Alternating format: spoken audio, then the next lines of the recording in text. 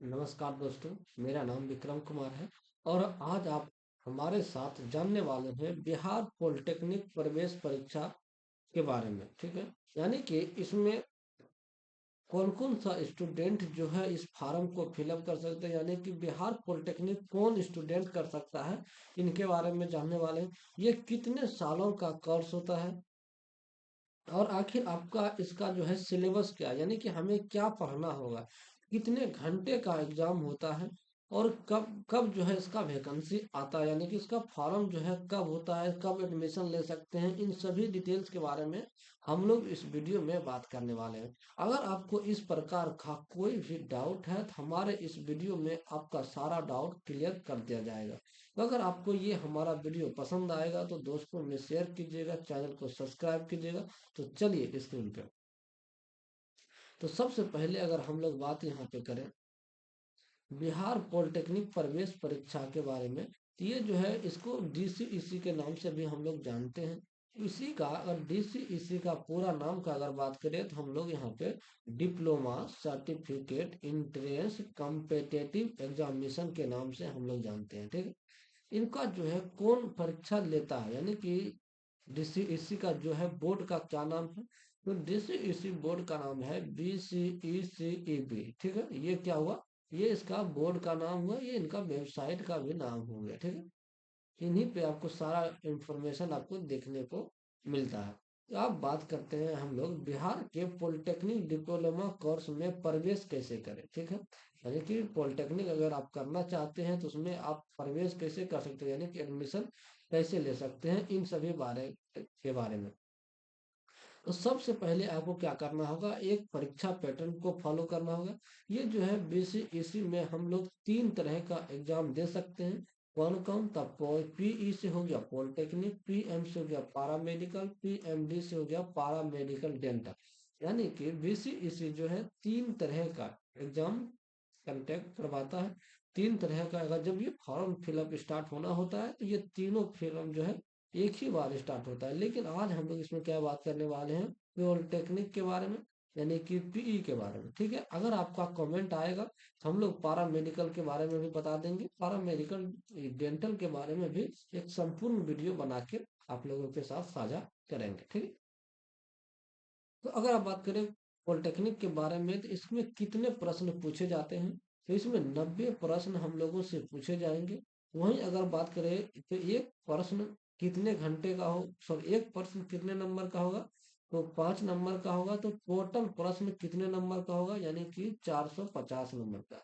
एक प्रश्न जो है आपका 5 नंबर का रहने वाला है और टोटल प्रश्न मिला के 450 नंबर होने वाले हैं। ठीक है, वहीं अगर बात करें कितने समय का जो है परीक्षा होगा, तो 2 घंटा 15 मिनट का हमारा एग्जाम होने वाला है, जिसमें कि निगेटिव मार्किंग नहीं रहता, यानी कि माइनस मार्किंग जो है इसमें नहीं रहता है। अगर आपने जो है मान लिया जाए कि 4 प्रश्न आपने बनाया, ठीक है, 4 प्रश्न में से अगर आपने एक प्रश्न गलत भी बना दिया तो इसमें जो है आपका ये प्रश्न 1 नंबर जो है जो गलत हुआ उसी को सिर्फ काटा जाएगा, बाकी बात चार में से अगर चार आपने सही किया है तो चारों चार का 4 नंबर आपको यहाँ पे दिया जाएगा।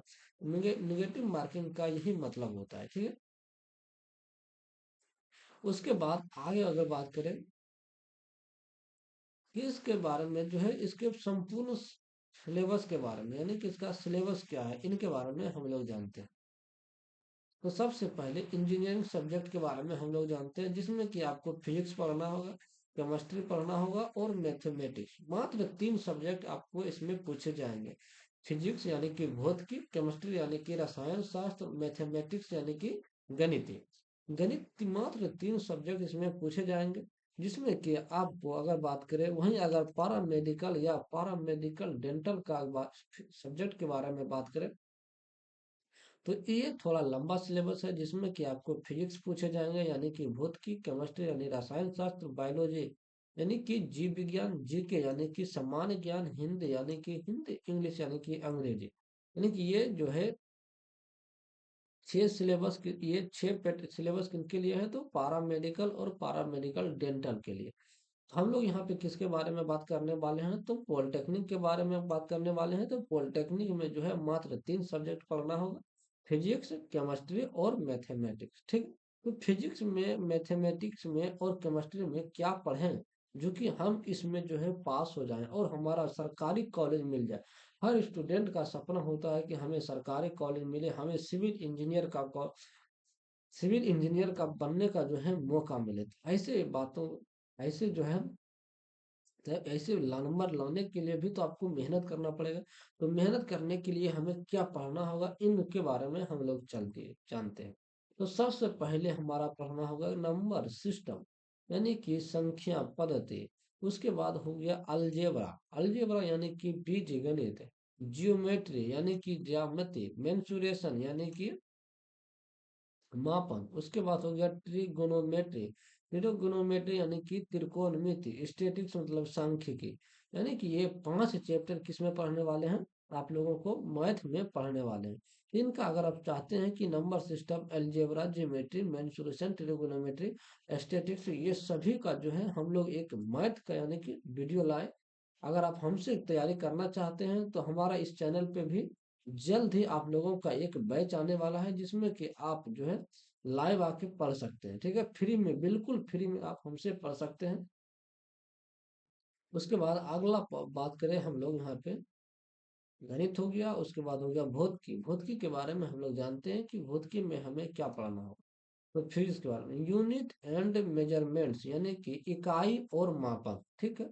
उसके बाद है लॉ ऑफ मोशन, यानी कि गति का नियम। वर्क, एनर्जी, पावर, ऊर्जा, कार्य और शक्ति के बारे में हमें पढ़ना होगा। हीट एंड टेम्परेचर, यानी कि ऊष्मा एवं ताप, इनके बारे में हमें पढ़ना है। लाइट एंड साउंड, यानी कि प्रकाश और ध्वनि।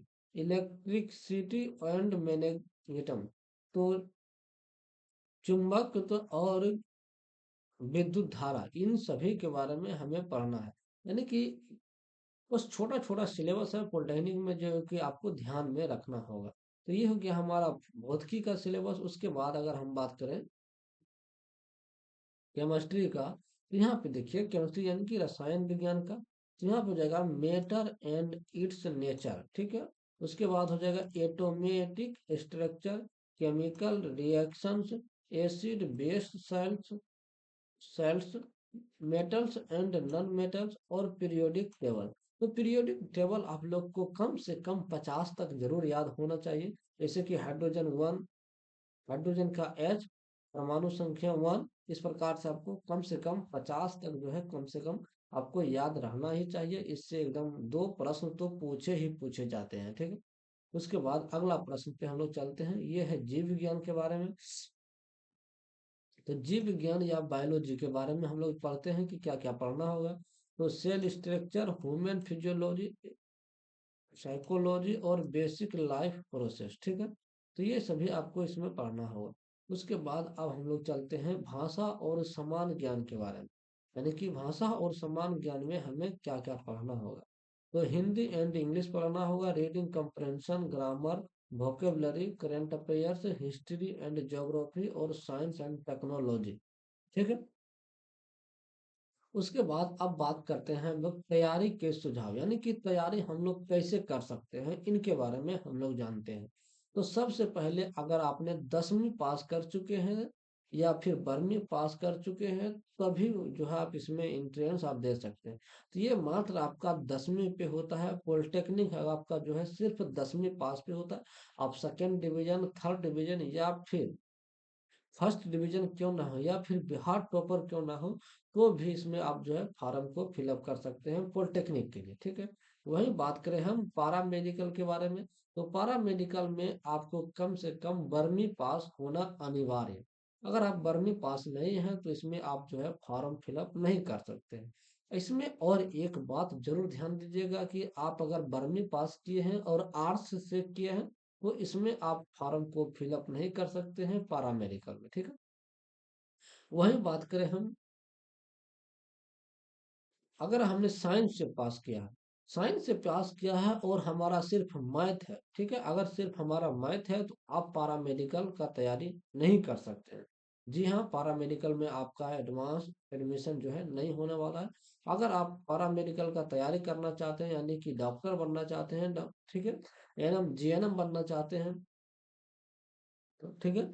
तो आपको जो है बायोलॉजी आपका सिलेबस में होना चाहिए, यानी कि अगर आपने बरहवीं में से बायोलॉजी भी अगर आपका सब्जेक्ट था तभी आपको इसमें फॉर्म को फिलअप कर सकते हैं, ठीक है। तो यहाँ तक आपका तो डाउट क्लियर हो गया होगा। वही बात करें पारा मेडिकल डेंटल के बारे में, तो पारा मेडिकल डेंटल सिर्फ 10वीं पास पे होता है। पिछले साल जितने, यानी कि अगर ये आप 2026 में अगर आप इस फॉर्म को फिलअप कर रहे हैं या फिर 2017 में अगर आप एडमिशन लेना चाहते हैं, तो अगर इससे पहले कितना भी एग्जाम हुआ है उन सभी को आपको क्या करना है, देखना है कि आप उसमें से कितने प्रश्न को बना पाते हैं, कितने प्रश्न नहीं बना पाते हैं।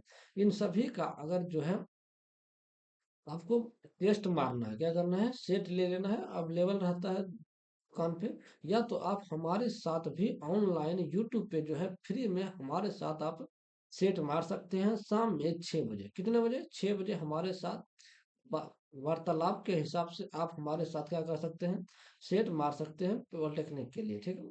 उसके बाद आप मॉक टेस्ट दीजिएगा। उसके बाद टाइप मैनेजमेंट पर आप हम लोग यहाँ पे ध्यान देने वाले हैं, ठीक है। तो ये तो था हमारा पूरा सिलेबस के बारे में, जिनको कि आपने समझा होगा। अगर आप हमारे साथ पॉलिटेक्निक की तैयारी करना चाहते हैं तो हमारे इसी चैनल पे, अपने क्लास यूट्यूब चैनल पे डेली हम 7 बजे शाम में लाइव आते हैं। उससे जो है आप क्या कर सकते हैं, लाइव आके जो है हमारे साथ पॉलिटेक्निक की तैयारी कर सकते हैं। मिलते हैं अगले वीडियो में, जब तक के लिए धन्यवाद। जय हिंद, जय भारत।